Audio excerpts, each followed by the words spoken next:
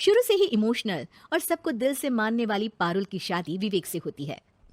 क्या है यार, शादी के वक्त तो तुम दुबली हो गई थी, लेकिन शादी के 2 साल में ही फिर फूलकर गुप्पा हो गई हो। पारुल के साथ अब विवेक का व्यवहार बदल गया। सास ससुर भी बिना बात के ताने देते। अरे 2 साल हो गए, बच्चा नहीं हुआ, निकल यहाँ से। विवेक का भी सहारा पारुल को नहीं मिलता है।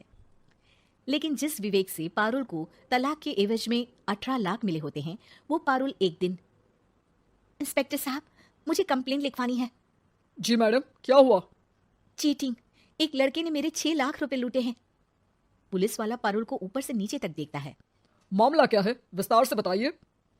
पारुल फिर जो बताना शुरू करती है, उसके बाद इंसानियत से भरोसा उठना लाजमी है। मेरे पति ने मुझे कभी अपनाया ही नहीं।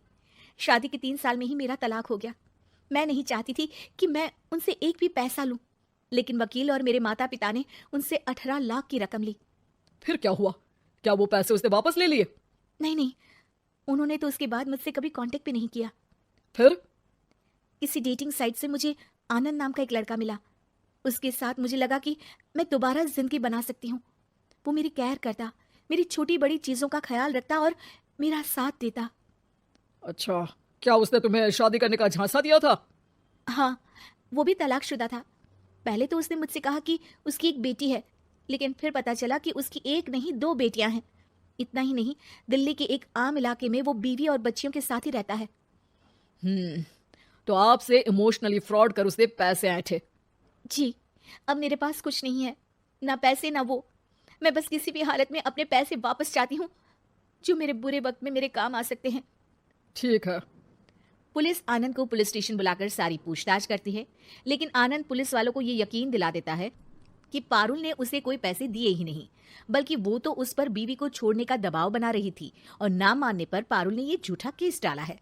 क्या मैडम, फोकट में पुलिस का वक्त खराब कर रही हैं? कोई शादीशुदा क्यों अपनी बीवी छोड़ेगा? अब आपकी शादी टूटी तो मतलब सबकी तो नहीं टूट सकती ना।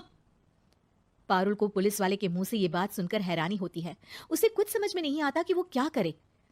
वो अपनी सहेली जनक, जो कि वकील थी, उससे कांटेक्ट करती है। जनक, मैं क्या करूं? मैं कैसे पुलिस को यकीन दिलाऊं कि आनंद ने मेरे साथ न सिर्फ शारीरिक और मानसिक चीट किया है, बल्कि आर्थिक तौर पर भी वो मुझे खाली कर गया है। अब वक्त जनक का था। देख पारुल, ऐसे तो किसी को भी बिना सोचे समझे पैसे नहीं देने चाहिए, लेकिन अब जब तूने ये कदम उठा ही लिया है, मुझे ये बता, तूने कब कब पैसे दिए और कितने? क्या कहीं कोई सबूत है? पारुल कुछ सोचती है। 3 बार तो बैंक में ट्रांसफर और 2 बार गूगल पे। क्या इन सब के रिकॉर्ड मिल जाएंगे? हाँ, क्यों नहीं, मैं बैंक से सब निकाल लाऊंगी। अगले दिन पारुल सारी स्टेटमेंट जनक के सामने रखती है और वो व्हाट्सएप की चैट भी दिखाती है, जिसमें कई बार आनंद ने ये बात कबूली थी कि वो उसके पूरे 6 लाख जल्द ही देगा। जनक अब पूरा केस लेकर पुलिस के पास जाती है और मामले को क्राइम एक्ट के तहत पूरे सबूत के साथ दर्ज करा आनंद की गिरफ्तारी की मांग करती है। पुलिस आनंद को लेने जैसे ही उसके घर जाता है, उसका सारा मामला बीवी और बच्चों के सामने खुल जाता है। पुलिस स्टेशन में पारुल को देखकर आनंद भड़क जाता है। ओह, तो बहुत होशियार बन रही हो तुम।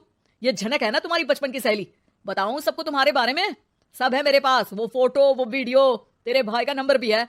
6 लाख क्या, अब 1 रुपया भी निकाल कर दिखा दे।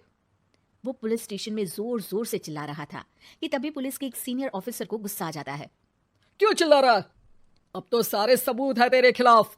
ऊपर से यहाँ चिल्ला चिल्ला कर तूने खुद को तो गड्ढे में धकेल दिया है। जल्दी बता, लड़की के पैसे लौट आता है या फिर? आनंद डर जाता है। तभी उसकी बीवी और बच्चे पुलिस स्टेशन में आकर पारुल के पैसों का बैग देते हैं। मेरे पति को माफ कर दीजिए, प्लीज उन्हें पुलिस से बचा लीजिए, मेरे छोटे बच्चे हैं, ये कैसे रहेंगे? होता भी यही है। पारुल केस वापस ले लेती है, लेकिन उस सबक के साथ कि इमोशनल होकर किसी को भी अपना पैसा नहीं देना चाहिए। झूठ बोलकर रिश्ते कभी ना बनते हैं और ना ही निभते हैं।